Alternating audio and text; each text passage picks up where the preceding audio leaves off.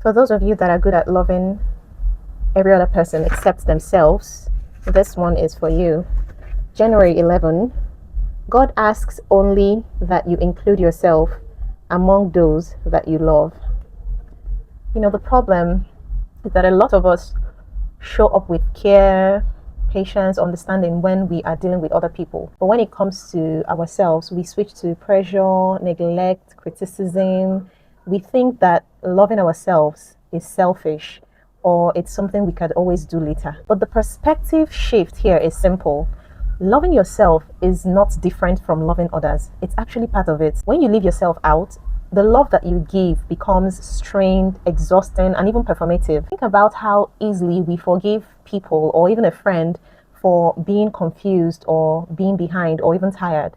But notice how when it comes to us, we become harsh with ourselves and we judge ourselves so much for doing the same thing. Or even how we allow people to take a break without making them feel guilty. But when we decide to catch our breaths and rest, we start to guilt trip ourselves. This line is saying that the same thing applies to you, the same grace applies to you too. And the possibility is this: when you include yourself in your love, you don't become less kind, you don't become selfish, you become steady and you stop pouring from an empty cup. You start showing up whole instead of burnt out and resentful. So this isn't just about learning how to love better, it's about including yourself in the circle, including yourself in your own love too. If possible, giving yourself that love first, because that's where you tend to pour from. Now go ahead and send this to someone who needs to hear this, or save it if you need the reminder.